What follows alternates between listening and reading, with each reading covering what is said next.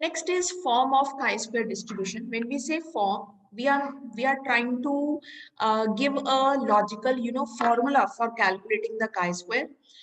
जो काई स्क्वायर का कॉमन फॉर्मूला है वो ये यूज होता है x minus mu upon standard deviation the whole square. इसमें भी हम डिग्री ऑफ फ्रीडम यानी v कैलकुलेट करेंगे एंड इसको आगे और सिंप्लीफाई किया गया है. As you can see the cursor, this is the main formula जो कॉमनली काई स्क्वायर का यूज होता है, that is x minus mu upon standard deviation. इसके नीचे डेरिवेशन है कि ये फॉर्मूला कैसे ड्राइव हुआ ये हमने नहीं करना है, हमने सिंपली एक ये कॉमन फॉर्मूला करना है सिंपली. एंड ये कर्व करना है. ये कर्व ये कहता है कि काई स्क्वायर डिफरेंट नोट पे होगा यानी डिफरेंट वैल्यूज होगी अगर उसकी डिग्री ऑफ फ्रीडम जो है डिफरेंट है. अगर डिग्री ऑफ फ्रीडम कम है तो कर्व नहीं बनेगा, डिग्री ऑफ फ्रीडम बनी तो कुछ कर्व बना, और अगर डिग्री ऑफ फ्रीडम ज्यादा हुई तो ये कर्व और फ्लैट होता जाएगा. यानी डिग्री ऑफ फ्रीडम पे डिपेंड करता है कि काई स्क्वायर की वैल्यू कैसे आएगी. सो ये हमें डायग्राम क्या रिवील करती है. First, chi-square distribution has only one parameter. सिर्फ ये एक पैरामीटर पे डिपेंडेंट है, that is degree of freedom. Degree of freedom को हम न्यू यानी कॉमनली हम इसको v वैल्यू भी कह देते हैं.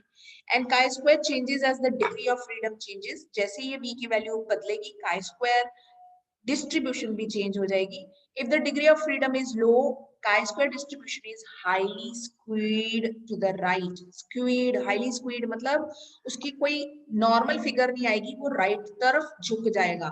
लेकिन अगर ये हाई होगा, if the degree of freedom increases, degree of skewness chi square की डिक्रीज हो जाएगी and chi square will become more and more symmetrical. Symmetrical means जो ये v5 की वैल्यू पे शो हो रहा है, सिमेट्री, जितना वो राइट साइड है उतना ही वो लेफ्ट साइड होगा.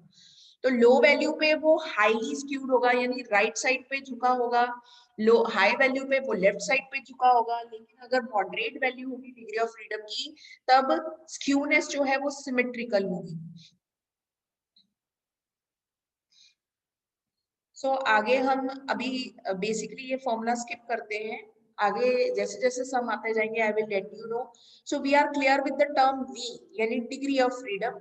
नाउ डिग्री ऑफ फ्रीडम को अगर मैंने डिफाइन करना है, so we will say it is the number of observation which we can freely estimate to get a set of expected data that satisfies the constraints.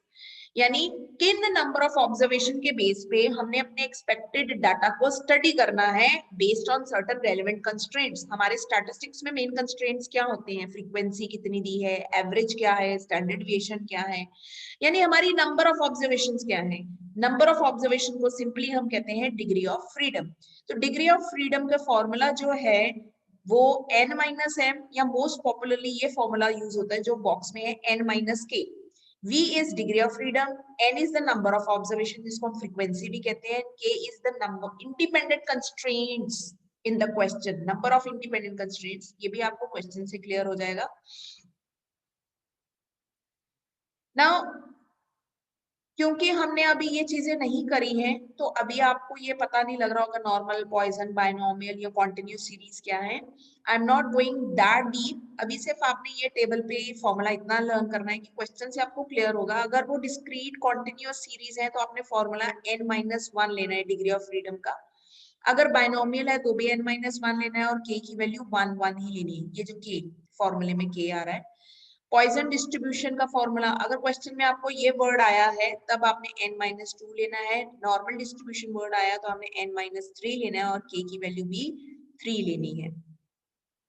और अगर contingency table होगा, contingency table होता है 2/2 table यानी जितनी रोज है उतनी columns हैं. फिर हम ये फॉर्मूला लेते हैं c-1 multiply by r-1. c is column and r is रो.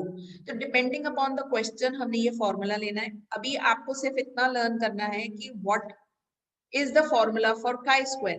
काई स्क्वायर का जो मेन फॉर्मूला है that is this x minus mu upon standard deviation. And depending upon the distribution, आपकी डिस्ट्रीब्यूशन क्वेश्चन में कैसे गिवन है, कॉन्टिन्यूस, डिस्क्रीट या individual observation, ये वर्ड आए हैं तो आपने फॉर्मूला n-1 लेना है. बाइनोमियल है तो n-1, पॉइजन है तो n-2 लेना है और नॉर्मल डिस्ट्रीब्यूशन है तो n-3 लेना है. लेकिन अगर रो एंड कॉलम में क्वेश्चन है यानी 2 by 2 टेबल, 3 by 3 टेबल, कुछ जिसमें कॉलम भी है और रोज में है, तो v का फॉर्मूला कुछ इस तरह से चेंज हो जाएगा।